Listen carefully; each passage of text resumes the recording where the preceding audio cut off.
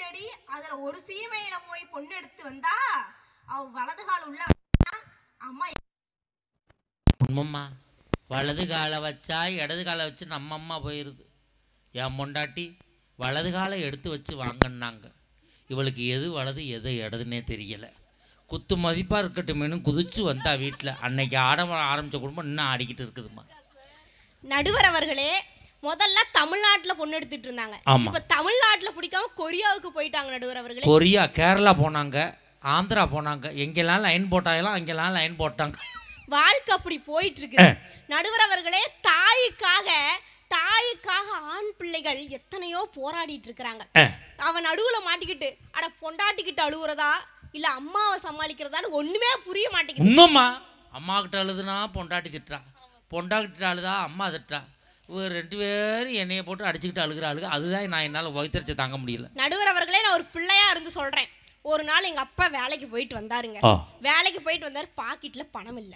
எங்க அம்மா அப்பதான் சம்பள நாளுன்னு கூட்டு பொரியல் ரசம் சாம்பார்னு அத்தனையும் செஞ்சு வச்சிருந்தா. அப்பா வருவாருடி, சம்பளம் கொடுப்பாருடினா. அம்மா எனக்கு ஒரு 100 ரூபா வாங்கித்தாம்மானே. சரி வாங்கி தரேன் உங்க அப்பா வருவான் இருன்னா. சரின்னு சொல்லி எங்க அப்பா வந்தா நடுவர் அவர்களே. வந்தாங்க காசு இல்லடி அப்படின்னா. சாம்பார் வச்சாங்க. ஐயோ போச்சு, உன் தங்கச்சிக்கும் கொடுத்துட்டேன் உன் அக்காவுக்கும் கொடுத்துட்டேன். வந்தா ஒன்னும் கொண்டு வராம வரா. போகும்போது 2 பைய இழுத்துக்கிட்டு போறா. ஐயோ உங்க அம்மா 10 புடவை வாங்கி வச்சிருந்தா. சரி என் பிறந்த நாளுக்கு கொடுப்பான்னு நினைச்சேன். 10 புடவை ஏத்தி விட்டாடா அப்படிங்கிறான். நடுவர் அவர்களே, நான் 3 பிள்ளைய பெற்றிருக்கிறேன், என்ன பண்ணிட்டு அப்படின்னு அழுகுறான். எங்க அப்பா சோறு வேண்டாம் ஒண்ணு வேண்டாம் கோவிச்சுட்டு போயிட்டாரு. சரி அப்பாதானே கோவிச்சுட்டு போயிட்டாரு. நான் போய் கூட்டு வந்து சோரத்தை போட்டு அனுப்புனேன் உள்ள. எங்க அப்பா நாளை காலைல முடக்கி படுத்துக்கிட்டாரு. அட என்னடா ஆச்சுன்னு நானும் யோசிச்சுட்டே இருக்கிறேன். அப்பதான் எங்க அப்பத்தான் சொல்றா, அடியே எனக்காக பையன் சப்போர்ட் பண்ணா. நைட்டு என்ன நடந்ததுன்னு என்ன பாட்டி சொல்ற, நைட்டு குமுறி இருப்பாடி உமா அப்படிங்கிற நடுவர் அவர்களே. இனிமே உங்க அப்பாட்ட சொல்லு, சம்பளம் ஓனர் கொடுக்கலைன்னா, சம்பளம் எப்படியாவது கொடுக்கலைன்னா அடுத்த வாரம் தர்றோம்னா கூட கவலைப்படாதப்பா, ஒரு 150 ரூபா கொடுன்னு சொல்லி ஓனர்கிட்ட வாங்கி ஒரு குவார்ட்டர் போட்டுட்டு வீட்டுக்கு வர சொல்லு. உங்கள் அம்மா பேசாமல் அது குறுக்கி படுத்துடும், ஒரு வாட்டில் சாப்பிட்டு பேசாமல் இருக்கலாம். இதுதான் ஐடியா. நான் சொல்கிறபடி போய் ஃபாலோ பண்ண சொல்லு. நடுவர் அவர்களே, எங்க அம்மா நான் ஒவ்வொரு நாளும் பேச்சு போட்டிக்கு போகும்போதெல்லாம் நீ சாப்பிட்டியாடா கண்ணு, வயிறார சாப்பிட்டியா, என்ன பண்ணின, என்ன நடந்தது, நீ தோல்வி விட்டா கூட உன்னால முடியும்டா, அடுத்த மேடையில பாத்துக்கலாம் விடு, இது என்ன பெரிய விஷயமான ஒவ்வொரு டைம் என்னை ஊக்குவிக்கிறவன் என் தாய்ங்க. தாயை விட இந்த உலகத்துல சிறந்த தெய்வம் யாருமே இல்ல. உண்மைமா.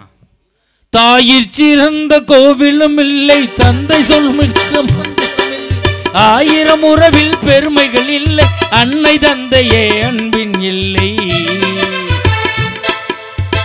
தாயிற் சிறந்த கோயிலும் இல்லைன்னு தான் சொன்னான். எவனாவது பொண்டாட்டிக்கு சிறந்த கோயிலும் இல்லைன்னு சொல்லியிருக்கானா? நடுவர் அவர்களே, பொண்டாட்டி என்பவன் யார் தெரியுமா? வீட்டுக்குள்ள வந்தாலே சனிய கூட வந்த மாதிரி. கரெக்ட். ஒரு பொண்ணா இருந்து சொல்றேன், இன்னைக்கு ஆம்பளைங்க படுற வேதனையை பார்த்தா ஐயோ ஏண்டா பொண்ணா பிறந்தான்னு தோணுதுங்க. உண்மைமா. நடுவர் அவர்களே, அந்த காலத்துல ஆண்கள் எப்படி இருந்தாங்க தெரியுமா? வீரமா இருந்தாங்க. இப்பெல்லாம் வெளியதான் பந்தாவா வீசையை முறுக்கிக்கிட்டு போக முடியும். உண்மைமா. அப்ப வாட்ஸ்அப்ல ஒண்ணு ஓடுதே பாத்திருக்கியா? தெரியலையா? எப்போ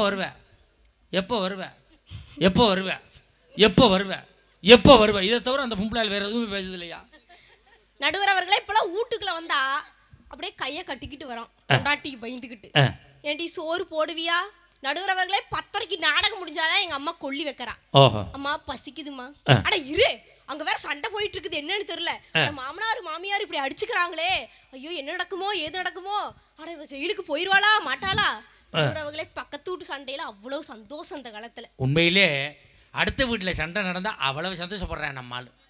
இப்போ அமெரிக்காவில் கரண்ட் போச்சுன்னா இபி ஆஃபீஸ்க்கு ஃபோன் பண்ணி கேட்பான், சார் வாட் ப்ராப்ளம், எங்கள் சீட்டில் பவர் கட். இதே ஜப்பானில் கரண்ட் போச்சுன்னா அவனே பிசிகேரியில் பிடிங்கி பார்ப்பான் என்ன பிரச்சனை. இதே நம்ம ஊரில் கரண்ட் போச்சுன்னு வச்சுக்க, பக்கத்து வீட்டை எட்டி பார்ப்பான், அவனுக்கு போச்சா நம்மளுக்கு போச்சு, பேசா பயப்பட்டு படுத்து தூங்கு. இப்படித்தான் நம்ம வாழ்ந்துக்கிட்டு இருக்கோம். நடுவர் அவர்களே, தாரம் என்பவள் வாழ்க்கையை பகிர்ந்து கொள்பவள். ஆனால் தாய் என்பவள் ஒரு மனிதனின் வாழ்க்கையை நிர்ணயிப்பவள். நடுவர் அவர்களே, அதனாலதான் சொல்றேன், தாய்ங்கிறவ ஒரு மனிதருக்கு மிக மிக முக்கிய உறவு தாய் தான். ஒரு காலத்துல தந்தையோட மகனுக்கு என்னைக்குமே தந்தைக்கு மேல வெறுப்பு அதிகமா இருக்கும். ஆனா தாய்ங்கிறவ ஒவ்வொரு இடத்துலயும் நம்ம பையன் இந்த தப்பு செஞ்சிருக்க மாட்டான், ஏன் இப்படி பையனை திட்டுறேன்னு ஒவ்வொரு டைமும் நம்ம அரவணைக்கிறவ யாருங்க? நம்ம தாய். தாய் இல்லைன்னு சொன்னா இந்த உலகத்துல எந்த உயிரினமும் வாழ முடியாது. அது விலங்குகளிடத்திலும் சரி மனிதர்களிடத்திலும் சரி. நடுவர் அவர்களே, தாய்ங்கிறது ஒரு உன்னதமான உறவு. அந்த உறவு இன்னைக்கு எத்தனையோ மனிதர்கள் சீரழிச்சுக்கிட்டு வரோம். எத்தனை நம்மளுடைய மனைவி சொல்ற ஒரு வார்த்தையால நம்மளுடைய அம்மாவை நம்ம வீட்டை விட்டு வெளியே அனுப்பிடுறோம். அந்த அம்மா வீட்டை விட்டு வெளியே போய் இன்னைக்கு எத்தனையோ ஆசிரமங்கள்ல எத்தனையோ கணக்கான தன்னுடைய தகப்பன்களையோ தன்னுடைய தாய்மார்களையோ ஆசிரமத்துல கொண்டு போய் சேர்த்துட்டு வந்துறாங்க எத்தனையோ மகன்கள். அப்போ ஒரு நிமிஷம் யோசிச்சு பாருங்க, அந்த இடத்துல உங்க பையன் உங்க அப்பாவையும் அம்மாவையும், உங்க அப்பா அம்மா ஸ்தானத்துல நீங்க இருக்கீங்க, உங்க பையன் கொண்டு போய் ஆசிரமத்துல சேர்த்துட்டு வந்தா அந்த அம்மாவோடைய மனசு அந்த அப்பாவோடைய மனசு எப்படி பரிதவிக்கும்? 25 வருஷம் என் பையனை பெத்து வளர்த்து இப்படி என்ன ஆசிரமத்துல கொண்டாந்து விட்டுட்டானே அப்படின்னு அவன் நினைக்கிற நினைப்பு நம்மள வாழ விடாதுங்க. கண்டிப்பா நடுவர் அவர்களே, நம்ம பெற்றெடுத்த தாய்க்கு நாம 3 வேளை சோறு போடுறதா நடுவர்களே நம்ம மிகப்பெரிய புண்ணியம். உண்மையிலேமா, அதாவது தனக்கு போகத்தான் தானம் பாங்க, தனக்கு போகத்தான் தானம். தனக்கு மட்டும் இருந்தால் போதாது, தம்மை சுற்றி இருக்கிறவங்க எல்லாத்தையுமே சந்தோஷமா வச்சுக்கணும். மகன் இன்னைக்கு என் மகன் நான் பாத்துக்கிறேன், நாளைக்கு என் மகன் என்ன பாத்துப்பாங்கிற நம்பிக்கையில தான் இன்னைக்கு எத்தனையோ அப்பா அம்மா அவனை படிக்க வச்சு அவன் கிட்ட இருக்கிற சொத்து நிலம் எல்லாத்தையும் வித்து யாரையும் நம்பாம தன் மகனை மட்டும் நம்பி வாழும் தாய்கள் இந்த உலகத்துல எத்தனையோ பேர் இருக்காங்க. தாய்மார்கள் ஒரு முறை ஜோரா கைத்தட்டுங்கப்பா. தாய்மார்கள்லாம் அசந்து போய் உட்காந்துருக்காங்க. தின்னுட்டு வாண்டு நல்லா பேசுது ஐயா, பேப்பர் இல்லாமல் சிட்டை இல்லாமல் இவ்வளோ அழகாக பேசுது, இது முதலே இறக்கி விட்டுருக்கலாமே, பணியில் பாவம் நடுங்கிட்டு உட்காந்துருக்கு அப்படின்னு நினைக்கிறாங்க. தாய்மார்களை பற்றி சொல்லணும் அப்படின்னா, என்னை பெற்றெடுத்த தாய் மட்டும் எனக்கு தாய் இல்லைங்க, இந்த காட்டூர் மக்கள் வாழ அத்தனை தாய்மார்களும் எனக்கு தாய் தான். என்னை பெற்றெடுக்காத தாய்மார்களை பொறுத்தவரையிலும் இங்கே என்ன ஆசைப்படுறாங்க தெரியுமா? தன் கணவனிடத்தில் இருந்து வரும் ஒரு அன்பிற்காகவும் தன் மகனிடத்தில் இருந்து வரும் தன் முடியாத காலத்தில் தனக்கு உதவும் அந்த உதவி அன்பையும் தான் நேசிக்கிறாங்க. வேற எதையுமே அவங்க மகன் கிட்ட இருந்து எதிர்பார்க்கல, வெறும் அன்பை மட்டும்தான் எதிர்பார்க்கறாங்க. அதான் சொல்றேன், தாய்மார்கள் மட்டும் எதையுமே எதிர்பார்த்து எதையுமே செய்யறது கிடையாது. ஒவ்வொரு மகன்கள் சுயநலத்துக்காக தாய்மார்களை பயன்படுத்தி கொள்கிறோம். அப்படி செய்யாதீங்க. அவங்க ஒரு உன்னதமான உறவு, அது நமக்கு கிடைச்ச பொக்கிஷம், அதை நம்ம நல்லபடியா பார்த்துக்கணும்னு சொல்லி உரையை முடிக்கிறேன். நன்றி, வணக்கம். அருமையான பேச்சு, இவ்வளவு தைரியமா பேசுறது பெரிய விஷயமா. நன்றி. வாமா, டக்குன்னு வா. என்ன கை தட்டிட்டு உட்காந்துருக்கா? காப்பி குடிச்சுட்டு டக்குன்னு வா.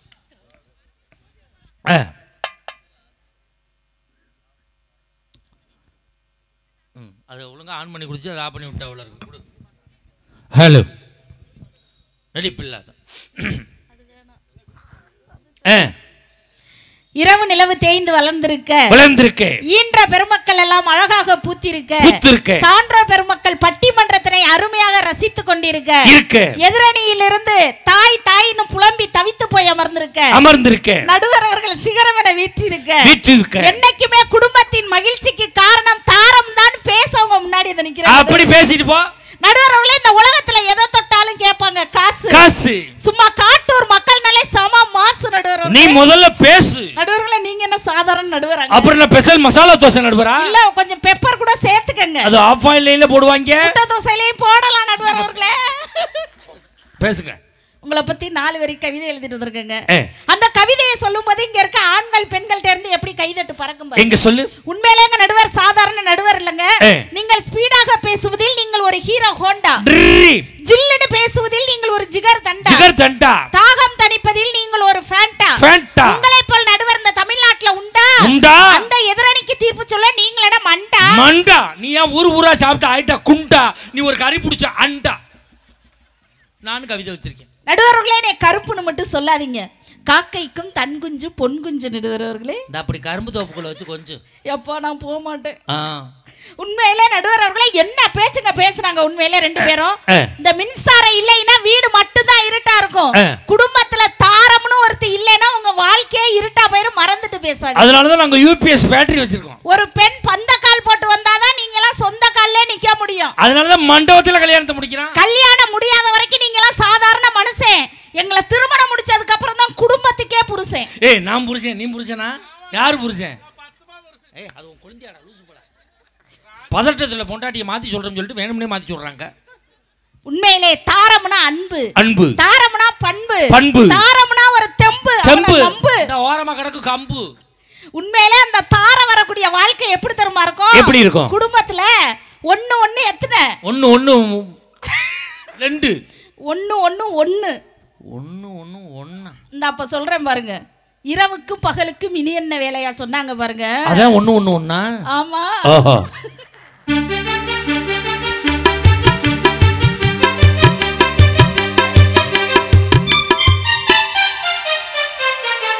இரவுக்கும் பகலுக்கும் இனி என்ன வேலை? இதயத்தில் விழுந்தது திருமண மாலை. உறவுக்கும் உரிமைக்கும் பிறந்தது நேரம். உலகம் நமக்கினி ஆனந்த கோலம். இருவர் என்பதே இல்லை இனி நாம் ஒருவர் என்பதே உண்மை. இருவர் என்பதே இல்லை இனி நாம் ஒருவர் என்பதே உண்மை. இரவுக்கும் பகலுக்கும் இனி என்ன வேலை? இதயத்தில் விழுந்தது திருமண மாலை. உறவுக்கும் உரிமைக்கும் பிறந்தது நேரம். உலகம் நமக்கினி ஆனந்த கோலம். இருவர் என்பதே இல்லை இனி நாம் ஒருவர் என்பதே உண்மை. இருவர் என்பதே இல்லை இனி நாம் ஒருவர் என்பதே உண்மை.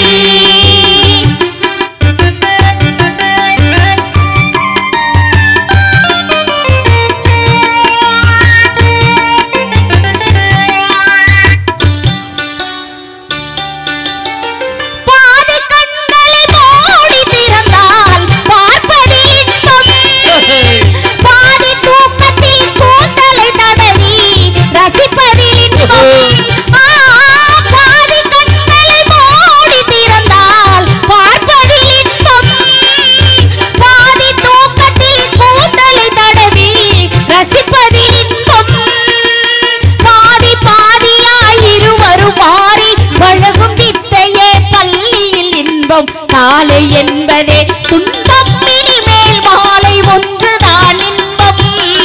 காலை என்பதே துன்பம் இனிமேல் மாலை ஒன்றுதான் இன்பம். இரவுக்கும் பகலுக்கும் இனி என்ன வேலை? இதயத்தில் விழுந்தது திருமண மாலை. உறவுக்கும் உரிமைக்கும் பிறந்தது நேரம். உலகம் நமக்கினி ஆனந்த கோலம். இருவர் என்பதே இல்லை இனி நாம் ஒருவர் என்பதே உண்மை. இருவர் என்பதே இல்லை இனி நாம் ஒருவர் என்பதே உண்மை. லேசா ஒரு கைதட்டல் கொடுங்க. உண்மையிலுமே நடுவர் அவர்களே, ஒரு மனைவி குடும்பத்துக்குள்ள வரும்போது தானங்க ஆனந்தம் சந்தோஷம் எல்லாமே கிடைக்குது. உண்மையிலே தாய் தாயின்னு பேசுறாங்கல்ல ரெண்டு பேரும். ஆமா. உண்மையிலே தாய் சிறப்பானவள், தாய் அன்பானவள். தாய் முந்தானைய புடிச்சுக்கிட்டே திரிய வேண்டியதானே அவங்க ரெண்டு பேரும். அப்புறம் ஏன் ஒரு 25 வயசு வந்தவன ஒரு போட்டோ எடுத்துக்கிட்டு உங்க வீட்ல பொண்ணு இருக்கா உங்க வீட்ல பொண்ணு இருக்கான்னு யாங்க வீடு வீடா போனாங்க? ஏன் வீடு வீடா போறேன்? நாங்க தான் வீடு வீடா உங்க வீட்ல பொண்ணு இருக்கா உங்க வீட்ல பொண்ணு இருக்கான்னு போட்டோ தூக்கிட்டு அலையிறோம்ல. ஆமா. நீ பேச வேண்டியது இருக்க வேண்டியதானே. நீ ஏன் ஜன்னல திறந்துக்கிட்டு மாப்பிள்ளை நல்லா இருக்கானான்னு எங்களை தெருவில் இழுத்து விடுற? எங்க வீட்டுக்கு நாய் வந்தா கூட தான் நாங்க எட்டி பார்ப்போம். அட நாயே குட்ட நாயே. நடுவர் அவர்களே, ஒரு குடும்பங்கிறது எவ்வளவு அழகானது நடுவர் அவர்களே. உண்மையிலே மஞ்சநாதன் பேசும்போது சொன்னா அப்படி பெண்கள்லாம் மனைவி மாரெல்லாம் மேக்கப் போடுறோம் மேக்கப் போடுறோம் மேக்கப் போடுறோம்னு. நாங்க எங்களுக்காகவா நடுவர் அவர்களே மேக்கப் போடுறோம்? எங்களுக்காகவா போடுறோம்? அப்ப யாருக்காக போடுறீங்க? நாங்க கெட்டப்பா இல்லைன்னா தான் நீங்க செட்டப் பண்ணிட்டு போயிடுறீங்களே, அதுக்காண்டி கொஞ்சம் மேக்கப் போடுறோம் நடுவர் அவர்களே. உண்மையிலே அப்படி வரக்கூடிய வாழ்க்கை நிலையான அன்புக்கு பிரிவில்லைங்க. சொல்லாத சொல்லுக்கு அர்த்தம் இல்லை. தேடும் பாசத்துக்கு தோல்வி இல்லை. உண்மையான குடும்ப உறவுகளுக்கு ஒரு மனைவி வரக்கூடிய வாழ்க்கை எப்படிப்பட்டதா இருக்கும் தெரியுமா? எப்படி இருக்கும்? தென்றல் உறங்கிய போதும் திங்கள் உறங்கிய போதுமா இருக்கும். ஆஹா.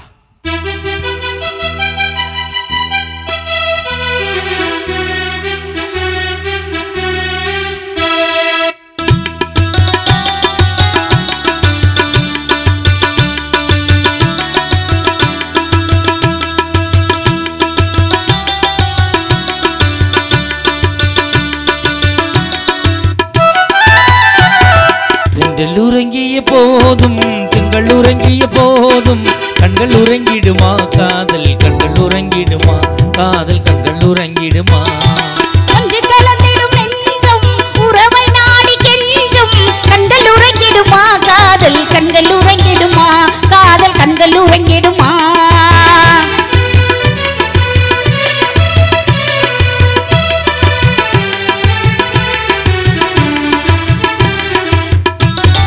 நீல இரவிலே தோன்றும் நிலவை போலவே பாமை குமரியே நீயும் வந்த பாதிலே நேசமாக பேசிடாமல் பாசம் மலருமா ஆசை தீர கொஞ்சிடாமல் இன்பம் மலருமா நேசமாக பேசிடாமல் பாசம் மலருமா ஆசை தீர கொஞ்சிடாமல் இன்பம் மலருமா அன்பெனிலே ஓடும் அமுத நிலவை நாடும் கண்கள் உறங்கிடுமா காதல் கண்கள் உறங்கிடுமா காதல் கண்கள் உறங்கிடுமா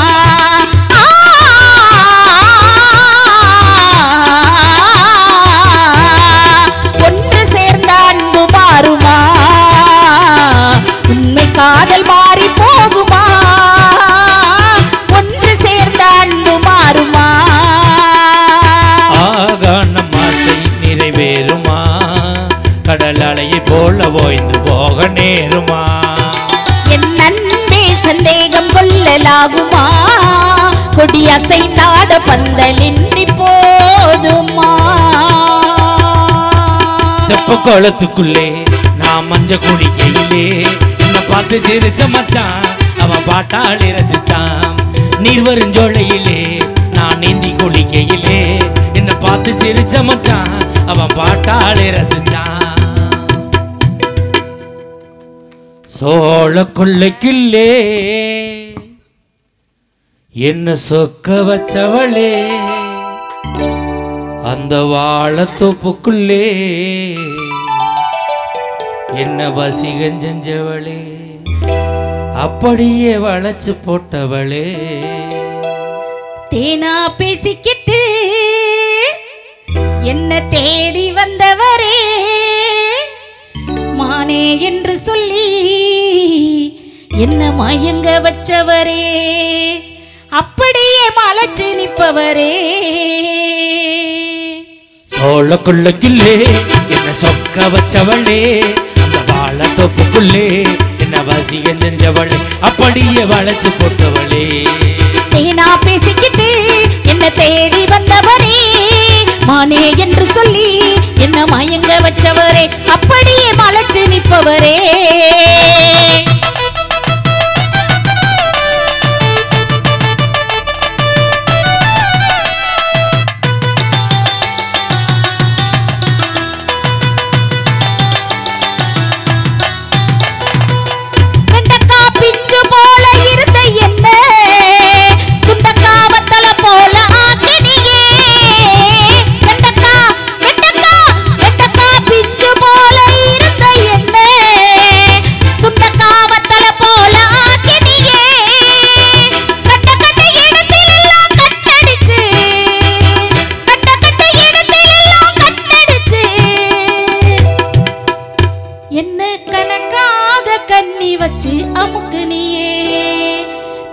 பேசிக்கிட்டு என்ன தேடி வந்தவரே மானே என்று சொல்லி என்ன மயங்க வச்சவரே அப்படியே மலைச்சு நிற்பவரே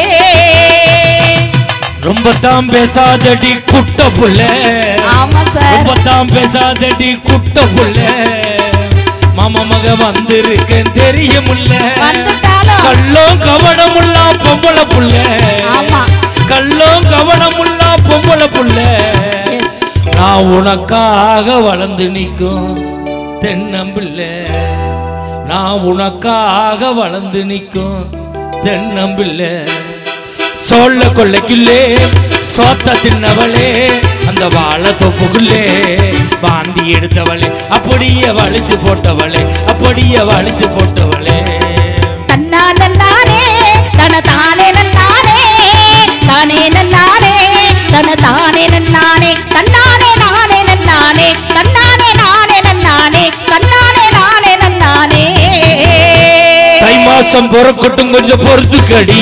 எதுக்கு? தங்க வேலை ஏறி போச்சு தெரிஞ்சுக்கடி. தை மாசம் பொறக்கட்டும் கொஞ்சம் பொறுத்துக்கடி. தங்க வேலை ஏறி போச்சு தெரிஞ்சுக்கடி. சந்துரு கடையில தான் கண்டங்கி சேலை எடுக்கிறண்டி. எடுத்துட்டாலும் சந்துரு கம்பெனியில தான் கண்டங்கி சேலை எடுக்கிறண்டி. என் பங்காளிகளை கல்யாணத்துக்கு அழைக்கிறண்டி. 60ஆம் கல்யாணம். என் பங்காளிகளை கல்யாணத்துக்கு அழைக்கிறண்டி. சோழ கொள்ளைக்குள்ளே என்ன சொக்க வச்சவளே, இந்த வாழை தொப்புக்குள்ளே என்ன வசிக்க செஞ்சவளே, அப்படியே வளைச்சு போட்டவள்